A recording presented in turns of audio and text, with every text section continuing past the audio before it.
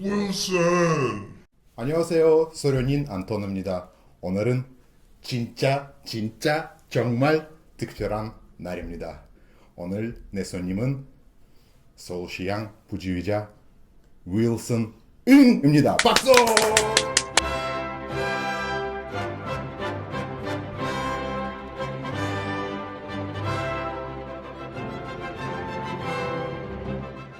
안녕하세요. 호승입니다. 저는 서울시향 부지휘자입니다. 와우. 오늘 인터뷰 한국말로 해도 될까요? 괜찮아요. 네. 그러면 첫 번째 질문은 아니요. Just joking. 이 동영상을 꼭 끝까지 봐주시는 거 추천합니다. 왜냐하면 오늘은 그냥 인터뷰 아니고 맨 끝에는 소련인 안톤 구독자의 한 만의 서프라이즈 있을 거예요. 우리 윌슨 지휘자가 플룻을 연주할 겁니다. 꼭 끝까지 봐주세요. 꼭. And subscribe to Anton's channel. Wilson, is this correct? In Cantonese, because I come from Hong Kong, we speak Cantonese, and is Yes, exactly. Okay. You're very good. Do you know that in Korean what means? Of course. Yes. Yeah. This is a really nice name. Yeah, at least it's not Wilson No. But actually, is there a Korean equivalent of Actually, yes. My complete name is actually Woo Hwese in Korean. Woo Hwese. That's what I was told, and but my Cantonese name actually is Wai Sai, so it's completely different. But it's the Korean pronunciation is much closer to the Mandarin pronunciation. What is conductor? If you were to tell this to a non-musician, what is your job? What are you doing on stage? And why do we need one? I think the best way to explain why conductor exists is for non-musician. We all know how to sing happy birthday. And we all sing happy birthday in birthday party. Yeah, right. But if you notice, in a birthday party, the happy birthday song would never be beautiful. Because everybody starts not the same moment, not always in the same key, and not always in the fermata especially. And then Happy birthday. yeah, exactly. Oh, okay. I just followed what exactly. you did. So I think the function of a good conductor is like that, because I think the most contradiction of why conductor exists is people always say the musicians have the score right in front of them. Why do we need a conductor? That's right. Well, just like happy birthday song, everybody knows how to sing happy birthday, but why do we need a conductor? Because of the ensembleship. Because we need a leader to make things together. So we need you just to make things work together. Yeah, this is an answer for everybody. Of course, if I talk to a musician, if I talk to another conductor, the explanation. You would talk forever. Yeah, exactly. But can actually the orchestra play without a conductor? Absolutely. Oh, really? I do think an orchestra can play almost anything without a conductor. If you know, in France, there's this Les Dissonances ensemble, which they are challenging themselves playing right of spring without a conductor. But under my observation, there are like two things which not doesn't work, but works differently. The first thing is it must much more time consuming. Everybody has an opinion, and so if everybody can have an input, then it's if you have time, okay, But I guess time is what we don't have in this society. That's right. And the second thing is there is a transparent leader, concertmaster. With a conductor, what is the beauty, I think, is that he can describe sound with his hands, and the sound comes right. In a professional orchestra, in a world-class orchestra like ours, we know that sounds come from the timpani and then the double basses and then and then the sound grows up roundly, right? Right. We all listen to each other, but and also because we watch the conductor, we take the information. But with the concertmaster, because he gives the information at the same time he has to play, so the strings are always in front of the timpani or the basses, which needs more time to produce the sound. When you stand in front of an orchestra, especially if it's a new collective, and I know that you are a young conductor. How old are you, by the way? 31 now. Wow. I always wonder what the conductor feels, because we are sitting like this. Okay, let's see. Yeah. And how does that feel? I have always been very lucky. I never had any problem with any orchestras, with the attitude and behavior, as you said. I'm here for the music, and we have a common goal. Okay. I've never experienced any trouble, because I think the common goal is to make good music efficiently. If this is a common goal with everybody, I don't think anyone would want to do it against me. And usually when you start the first rehearsal, do people start following right away? In 5 minutes. In 5 minutes? Yeah, normally Okay. in 5 minutes. I have experienced one of the most noisiest orchestra in China. I won't say which one. It took 15 minutes, but it always 15. Okay. It was the longest time. But at the end, after 15 minutes, I get the control. Okay. Because I was actually jumping in the concert, and they were like, one of the like section member of the second violin said, "Hey boy, where's our conductor?" And I said, "Oh, I'm your conductor." And the concertmaster was unwilling to shake hands with me. I was a replacement. I was so young. But then at the end of the rehearsals and concert, he became my best friend. Charisma of Wilson Ng. No. I heard that you recently got some award in an international, like a very serious conductors competition. Yeah. Can you tell us a little bit about that? This time I was doing the Mahler competition during the coronavirus time, and very fortunately I got a third prize. Third prize. Yeah. So this means that you are a winner, like a One of the laureate. winners. Yeah, laureate. Yeah. What is this called? Laureate. Laureate. Yeah. In French, I don't know. I don't know in English. In Russian, it's laureate. Laureate. Yeah. I had a very hard time going into Germany because of the virus. The European Union, blocked the border, and it was really hell going into. And I arrived in the competition place 2 hours before. No. I got out from the airport 2 hours before, so I arrived at the competition place 30 minutes before the competition. Maybe it's better because you didn't have enough time to nervous. I never got nervous when I Oh, conduct. really? Such a lucky guy. Oh, Never get nervous before concerts or before competitions. well, I said before conducting, I get nervous before I play flute. Okay. What are your first impressions of Korea? What do you like about Korea? What you probably don't like? Well, when I was a student as a flutist, I had a lot of Korean friends and classmates. I always appreciate them. They're always the most hardworking ones. They always wake up the earliest. Okay. So that's what was my impression of how Korean was and is actually. And but of course, when I really have to come to work in Korea, the first impression actually is kimchi. I didn't like kimchi at first. Maybe you tried some wrong kimchi. Maybe, but I realized the first month that I was here that other than kimchi, there's not much other vegetable like in the Chinese cuisine. But I want to eat vegetables. I'm not a vegetarian, but I love vegetables.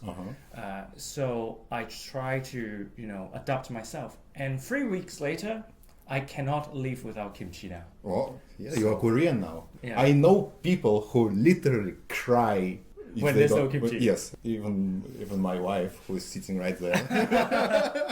It won't be an interview, so no. What else can you tell about Korea? I'm from Hong Kong, and Korea is the modernness is quite similar, and the cleanness. Actually, Korea is more clean, but Hong Kong is quite clean. Especially if you compare to other areas in China. So I completely felt home when I first came. And I didn't have any bad feelings.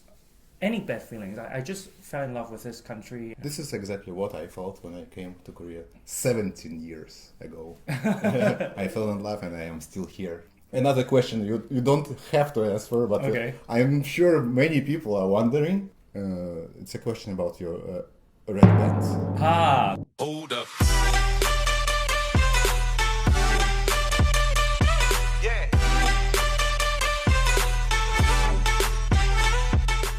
Can you tell me if there is any meaning about your red pants? Well, it doesn't have any real meaning. So I was earning my life with teaching flute in Hong Kong. So I was quite poor. My family was not say a poor family, but quite, I understand. So I remember there was one point my trousers and clothes, mostly broken. I had a friend who is he's like a fashion guy, and he only wear clothes once, and then he put it in a drawer, or he donated away. I was one of the benefit person from his action. And I remember there was not so much choice for trousers, and there was this one red pants that he has, and I had no choice, and I was like, what the red trousers, really? But I didn't have choice because my others has holes on it, so I have to put it on. So between two, the one with holes or red? You choose the red one, Okay. of course. Yes. Good choice. Yeah. And then people start saying, "Hey, Wilson, you look good in red pants." So okay, it's not that bad, And starting that on, I just keep wearing it. And when that red pants having holes, I just decided I will buy more red pants. This is how it came from. So I just kept wearing red pants. And there's a slight belief in that, since I wear red pants, I feel like I have been a little bit more lucky. And do you not want to know how much red pants do I have? Yeah, how much? I have red 10 pants? of them. You have 10? Yeah, all the same. All the same? All the the same brand? I think there are 2 brands. By the way, if you clothes manufacturer, it's a good chance for you now to send us some red pants and get advertisement. Think about it. Have you seen a movie called Cast Away? Yes. Yeah. Wilson! No, but this time it's not about Wilson the ball. Okay, what is it about? If you were the guy on the island, you don't know how long you will stay there, probably forever. And you got the boxes, and you already unpack all the boxes, and there are some on the useless stuff. But there is one box still packed. And you know that there is a CD, and you already have a waterproof, solar powered CD player. And which CD you wish it to be? Only one CD, forever. Listen forever. Wow.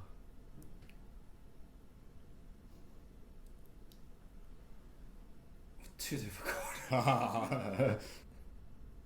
The problem is I don't really listen to recording that much. I need the score more. Okay. In the box there is a waterproof score. Yeah. Which score? Which score? That's easier. Okay, tell me. But still very difficult. By the way, if you have a score, what you don't have an orchestra on that island, why would you need a score? Because then you can listen. You can listen by Yeah, reading by it. reading it. Okay, which score? Maybe Mahler too. Mahler 2. I knew that you will say that.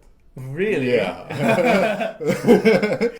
In one of the interviews, you said that there was some particular song which helped you to start playing flute and do music. Yes. Is there one?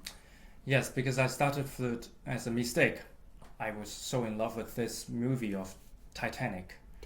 When I was 11, and at my home there's this CD of Kenny G playing Titanic, and I was, because of the movie, I fell in love with it. And I asked my father, what is this instrument? I really want to play it. And my father said it's a flute. Oh, but it was soprano saxophone actually. Yeah, of course. I mean, he has no music education, so he just simply didn't know. I see. So he told me it's a flute, and I said, yes, I really want to play the flute. So your father, I think he did. It's a beautiful mistake. Because, it's a beautiful mistake. Because after a few weeks, I realized what I love the most is actually orchestra, because the flute is always in the middle of the orchestra. Do you have your flute right now? Yes, I do. And can you play the Titanic for our subscribers? With your help. By the way, I by accident have my viola right here. Okay, let's do it.